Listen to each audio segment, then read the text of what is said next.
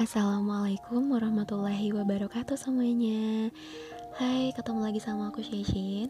Jadi di podcast aku kali ini aku bakal ngebahas tentang keutamaan dan kemuliaan yang dimiliki oleh Ibunda Aisyah radhiyallahu anha, di mana beliau merupakan istri Rasulullah Shallallahu alaihi wasallam dan beliau juga merupakan sosok wanita yang menjadi impian semua wanita muslim dari zaman dulu hingga zaman sekarang. Jadi buat kalian stay tune terus sampai akhir ya. Nah, sebelumnya kita harus tahu dulu biografi dari Ibunda Aisyah radhiyallahu anha. Jadi, Aisyah merupakan putri dari salah satu sahabat Nabi Muhammad SAW yang bernama Abu Bakar Asy-Shiddiq, dan ibundanya bernama Ummu Rumman binti Amir bin Uwaimir bin Abdi Syams bin Kinannah yang meninggal dunia pada waktu Rasulullah SAW masih hidup, yaitu tepatnya pada tahun ke-6 Hijriah. Ibunda Aisyah adalah perempuan yang lahir 4 tahun setelah Muhammad diangkat sebagai nabi, dan Ibunda Aisyah juga dijuluki Ummul Mukminin, yang artinya adalah ibunda kaum mukmin, sebab kehebatannya dalam keilmuan Islam. Kemudian Rasulullah Shallallahu alaihi wasallam menikahi Ibunda Aisyah 2 tahun sebelum hijrah melalui sebuah ikatan suci. Pada saat itu Ibunda Aisyah masih berumur 6 tahun, dan Rasul membangun rumah tangga dengannya setelah berhijrah, tepatnya bulan Syawal tahun kedua Hijriah, dan pada saat itu Ibunda Aisyah sudah berumur 9 tahun. Ibunda Aisyah menceritakan, Rasulullah Shallallahu alaihi wasallam menikahiku pasca meninggalnya Khadijah, sedang aku masih berumur 6 tahun, dan aku dipertemukan dengan beliau tatkala aku berumur 9 tahun. Para wanita datang kepadaku, padahal aku sedang asyik bermain ayunan dan rambutku terurai panjang. Lalu mereka menghiasiku dan mempertemukan aku dengan Nabi Shallallahu alaihi wasallam. Ibunda Aisyah merupakan wanita yang telah disiapkan oleh Allah Subhanahu wa Ta'ala untuk menjadi pendamping Rasulullah Shallallahu alaihi wasallam dalam mengemban amanah risalah yang akan menjadi penyejuk mata dan pelipur lara bagi diri beliau. Nah, bagaimana Nabi Muhammad Shallallahu alaihi wasallam bisa tahu bahwasanya Aisyah merupakan wanita yang telah disiapkan oleh Allah Subhanahu wa Ta'ala untuk menjadi istrinya? Nah, Allah Subhanahu wa Ta'ala mengirimkan Jibril, dan pada suatu hari Jibril datang kepada Rasulullah SAW dan memperlihatkannya gambar Aisyah pada secari kain sutra berwarna hijau, sembari mengatakan, ia adalah calon istrimu kelak di dunia dan di akhirat. Hadis riwayat At-Tirmizi. Nah guys, dengar cerita bagaimana Allah Subhanahu wa Ta'ala memberitahu Nabi Muhammad tentang calon istrinya, itu rasanya bahagia sekali ya. Apalagi kalau kita di sini yang belum punya pasangan, semoga secepatnya Allah memberikan petunjuk untuk bertemu dengan pasangan kita, bagaimana calon pasangan kita, ya kan? Jangan sampai kalian ngejaga jodoh orang lagi. Kok jadi bahas ke sana ya? Maaf ya guys, cuman bercanda. Intinya nanti kita bakal dipertemukan sama jodoh kita. Teruslah berdoa, jangan sampai lelah untuk berdoa kepada Allah Subhanahu wa Ta'ala. Nah, balik lagi ke kisahnya Ibunda Aisyah. Ibunda Aisyah juga dipanggil dengan sebutan Al-Humairah, panggilan untuk anak perempuan yang artinya pada pipinya terlihat kemerah-merahan. Di sini Ibunda Aisyah dipanggil Humairah karena ketika Ibunda Aisyah tersipu malu, pipinya akan kemerah-merahan dan dia akan tertunduk. Makanya Nabi Muhammad memanggilnya dengan Al-Humairah. Selain cantik, Ibunda Aisyah juga dikenal sebagai seorang wanita yang cerdas. Ia cerdas dan mencerdaskan. Ia baik dan menyebarkan banyak kebaikan. Selain menjadi seorang pendamping yang setia, dia selalu memberi dorongan dan motivasi kepada suami tercinta di tengah beratnya medan dakwah dan permusuhan dari kaumnya. Ibunda Aisyah juga tampil menjadi seorang penuntut ilmu yang senantiasa belajar dalam madrasah nubuwah, di mana beliau menimba ilmu langsung dari sumbernya. Beliau tercatat termasuk orang yang banyak meriwayatkan hadis dan memiliki keunggulan dalam berbagai cabang ilmu, di antaranya ilmu fikih, kesehatan, dan syair Arab. Nah, banyak juga yang bertanya bagaimana kisah romantisnya Nabi Muhammad dengan Ibunda Aisyah. Sebenarnya sangat romantis, susah untuk dijelaskan, dan kalau misalnya kita jelaskan juga itu gak kebayang romantisnya kayak gimana, kalah kisah-kisah romantis kayak Romeo dan Juliet, ya kan?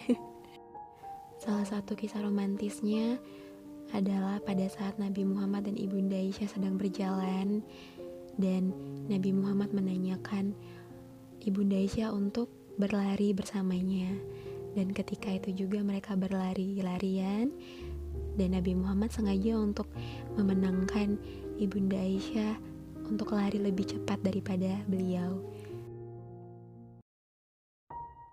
Dan ada lagi, suatu hari orang-orang Habasyah datang ke masjid dan mereka menunjukkan atraksi permainan.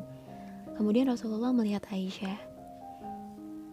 Rasulullah ini merupakan laki-laki yang sangat pengertian terhadap wanitanya. Jadi dia melihat Aisyah kayak pengen nonton gitu. Kemudian dia bertanya, "Wahai Humairah, apakah engkau mau melihat mereka?" Kemudian Aisyah menjawab, "Iya Rasulullah." Lalu Nabi mengajak Aisyah keluar dan nonton pertunjukan itu.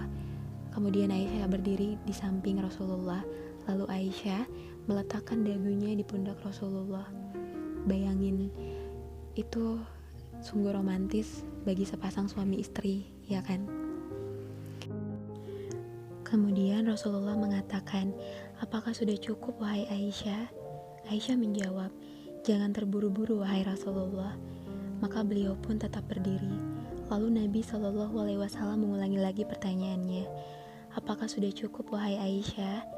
Namun Aisyah tetap menjawab, "Jangan terburu-buru wahai Rasulullah." Aisyah mengatakan, "Sebenarnya bukan karena aku senang melihat permainan mereka, tetapi aku hanya ingin memperlihatkan kepada para wanita bagaimana kedudukan Nabi SAW terhadapku dan kedudukanku terhadapnya." Jadi itulah beberapa kisah romantisnya Ibunda Aisyah dan Nabi Muhammad SAW yang menunjukkan bahwa cinta di dalam Islam itu sangatlah indah, sangatlah romantis ketika kita sudah dalam ikatan yang halal. Bukan begitu teman-teman? Nah, sekarang kita bahas tentang keutamaan ataupun kemuliaan yang dimiliki oleh Ibunda Aisyah radhiyallahu anha. Beberapa kemuliaan itu diantaranya, yang pertama adalah beliau merupakan satu-satunya istri Nabi Muhammad SAW yang dinikahi dalam keadaan gadis. Dan yang kedua adalah beliau merupakan orang yang paling dicintai oleh Rasulullah SAW setelah Khadijah, istri pertama Rasulullah. Dan yang ketiga, Aisyah adalah wanita yang paling alim daripada wanita lainnya. Apabila ilmu Aisyah dikumpulkan dengan ilmu seluruh para wanita lain, maka ilmu Aisyah lebih utama. Aisyah adalah wanita yang paling faqih dan pendapat-pendapatnya adalah pendapat yang paling membawa kemaslahatan untuk umum. Aisyah adalah satu-satunya wanita di zamannya yang memiliki kelebihan dalam 3 bidang ilmu, yaitu ilmu fikih, ilmu kesehatan, dan ilmu syair.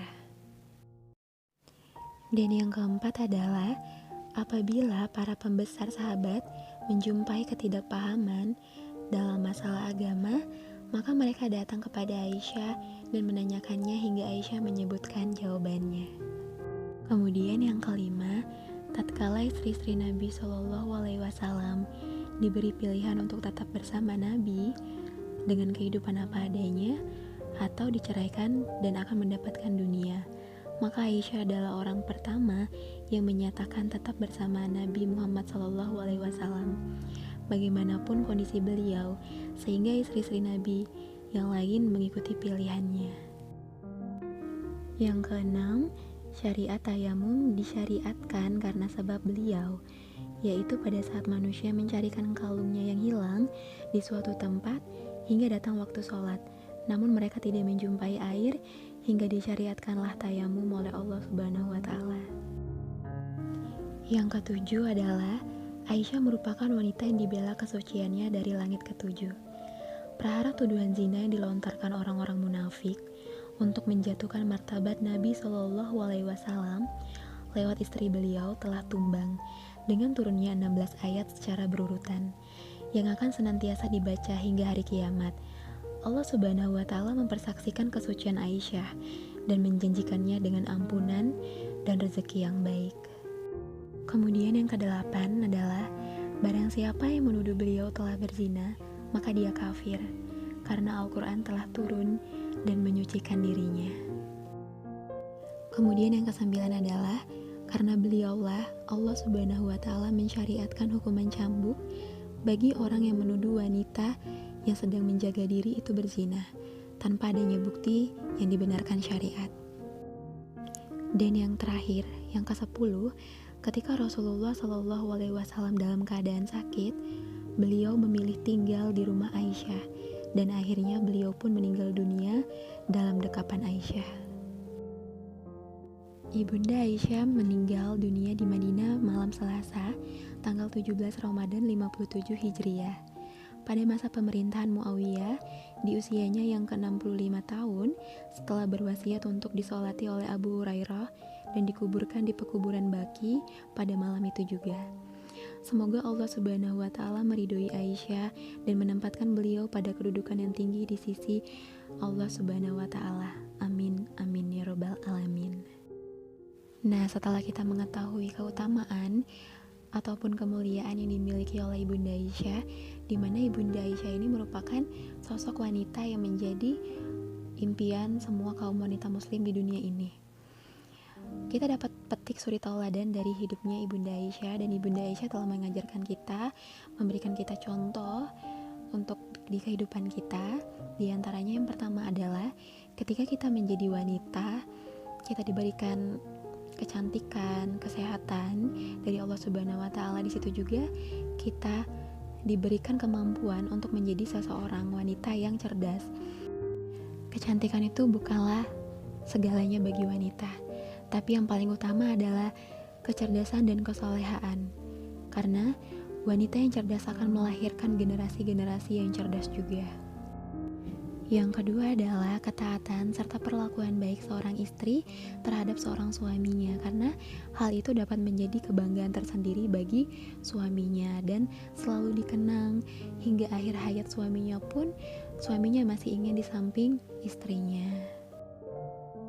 Dan yang ketiga adalah hendaklah para wanita menjaga mahkota dan kesuciannya, karena kecantikan dan keelokan itu adalah amanah dari Allah Subhanahu wa Ta'ala yang harus senantiasa ia jaga dan tidaklah boleh dia peruntukkan kecuali kepada yang berhak atasnya. Maka dari itu di dalam Islam, kita sebagai seorang wanita diwajibkan untuk menutup aurat dengan cara berhijab. Dan yang terakhir adalah sebagai istri dan sebagai seorang ibu, hendaklah mencontoh kesalehan suaminya. Karena pada hakikatnya pemimpin yang di tangannya ada tanggung jawab yang besar tentang pendidikan anak dan akhlaknya, itu adalah seorang ibu. Karena ibu adalah madrasah pertama bagi anak-anaknya. Itulah mengapa kita sebagai seorang wanita dituntut untuk cerdas dan mencerdaskan, karena kita akan melahirkan generasi-generasi penerus. Nah, itulah tadi sejarah singkat tentang Aisyah istri Rasulullah beserta kemuliaan dan keutamaan yang dimiliki oleh Ibunda Aisyah. Setelah berakhirnya pembahasan ini, maka berakhir pula podcast di episode kali ini. Mohon pamit undur diri. Mohon maaf kalau misalnya ada salah kata, kepada Allah mohon ampun. Akhiri wabillahi taufiq wal hidayah. Wassalamualaikum warahmatullahi wabarakatuh.